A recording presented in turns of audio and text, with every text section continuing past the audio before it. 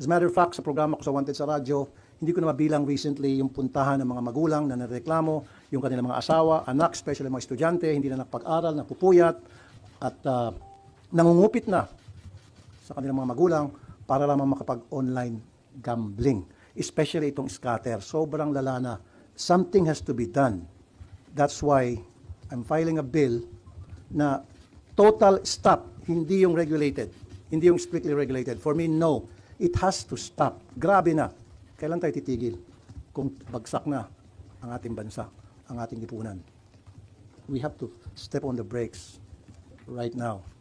And with your help kayo sa media, ma-disseminate properly itong information na ito para sa kalaman ng lahat na meron tayong sakit sa ating lipunan sa pamagitan ng epidemic, kung tawagin ko, itong online gambling.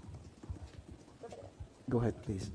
Sir, kasi may ilang senators din na nag-file na ng bill on online gambling, but they want strict regulation lang kasi kapag total ban, baka magkaroon ng underground operations lang, sir. So, allow it, but with stricter regulations po. Like, hindi pwedeng 18 and above, yung mga ganun, sir.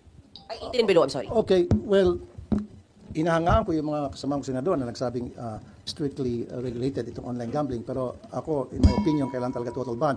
Yung sinasabing baka mag-underground. Eh, nandiyan naman ating kapulisan, nandiyan yung ating NBI, nandiyan yung ating PNP. Anong ginagawa ng kanilang mga intelligence funds para tugisin kung sino itong mga nag-underground? As simple as that. Let them do their job. Otherwise, tanggalin mo yung mga pulis na hindi trabaho.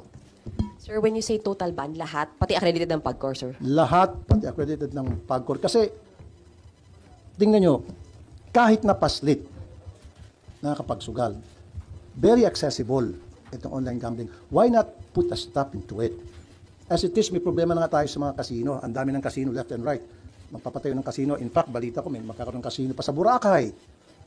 Kung saan-saan na, pinapayagan na magkaroon ng kasino. Problema na yan as it is. Marami na sisirang buhay, mga negosyante, dahil nalululong sa sugal sa kasino.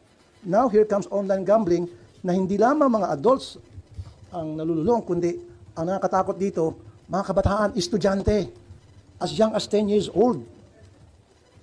9 years old, nagkaroon ng scatter. Hindi nakapag-aral, hindi nakapagtulog.